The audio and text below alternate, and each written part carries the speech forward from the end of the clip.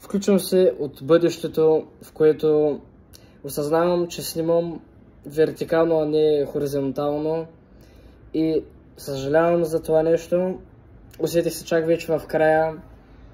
Надявам се да се следите на клипа, много съжалявам и ето какво става напред. Здравейте! Както виждате, тук при мен има поредната пратка, която означава поредния анбоксинг, който е много професионален и много така неочакван. Никой не би очаквал такова нещо. Този път анбоксингът е бърз, компактен и лесен. Ето. Не, базикам се. Това е новия микрофон, който трябваше вече да имам от много по-дълго време, отколкото аз очаквах. Но ето го и него. Този клип няма да е кой знае какво. Не е нещо кой знае какво най-вече това. Поръчен от Емак. Чаках около 2-3 дена. Можеше и по-бързо да го взема, ама имаше проблеми с някакви работи. С доставките и тия работи. Ето го и него. Ето как трябва да изглежда. Има си поставка, която е яко. Има си филтър, мисля, че се води. Не ме помня точно името. Mi 6S. Даже името му не знам, честно казано. Тук е листовки, никой не ги гледа ця работи. Ето го е микрофона. Така изглежда той. Между другото, много хубаво е, че има и C. Ето, вижте, има си C адаптер. Който означава, че даже и с iPhone-а ми мога даже да говоря, което е доста яко. Ще трябва нещо такова подобно да направя, че иначе не се вижда. Това са поставките. Котката ми естествено иска да влезне в тук някакви работи, нормално.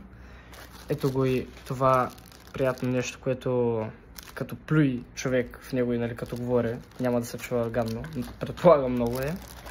Ето го и същинския микрофон, самия той сам по себе си. Ето го и него.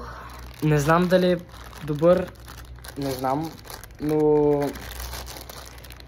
ще видим, ще го пробваме, ще ви кажем. Скоро ще има и клип на CS с едни мои приятели, ще цъкаме, даже ще отворя 3 кейса, един в началото и 2 в края. Ще трябва да оставите до края да го видите. И обзето това е от кутията. Ето ги работите. Вече няма да ни трябват. Ще се опитам да го сетъпна, се опитам да го сложа и ще се включва отново. И това е за сега. До после или... Да, абе ще съм пауза, която за вас е буквално секунда, няма и толкова. Направих всичко това. Не беше изобщо трудно, буквално нямаше и 5 минути, просто трябваше да направя някакви леки корекции. Беше всичко много лесно, много компактно, много приятно, честно казано. Също така, най-вече ето как изглежда цялото нещо. Ето това ми е сетъпа. Отзади кабелите могат да се оправят, ама да, между другото най-забавното и якото е, че ето тук има едно копче. Ето едно копче има, което като се цъкне лекичко така пип и се мютва все едно. Което много яко, като го цъкнеш така лекичко и се пуска. И ето къде даже си има жак за слушалките, които аз ползвам. Те са някакви...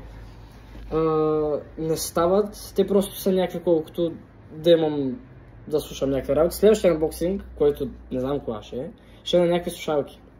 Най-накрая. Вече имам микрофон, камера все още не мисля, но що пък не. Също така, и сега като цъкам с мои приятели или направо за клипа, ще вдигна ранг и ще отваряме кутия. Ето ги кутиите, които ще отворят. Те са две, но като взема нали, третата, която е тук от Weekly ревардите, ще изберем кутия и някакъв скин, да му се прави някакъв хубав скин. Ето, да, такова по-хубаво. И така. Беше много кратък клипа, съжалявам за което. Следващия клип ще бъде с цъкане на CS. Първата кутия ще е в началото на клипа и другите две са в края, така че останете до края.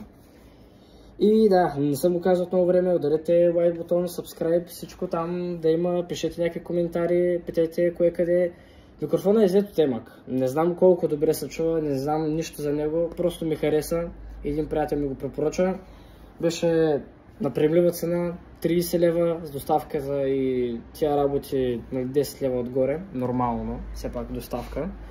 И да, за 41-40 лева е доста добре, пък и тъмън ще се чуе в самия клип как ще е. Така че да, благодаря, че гледахте този клип и оставете лайк и се чуваме и се виждаме. Чао!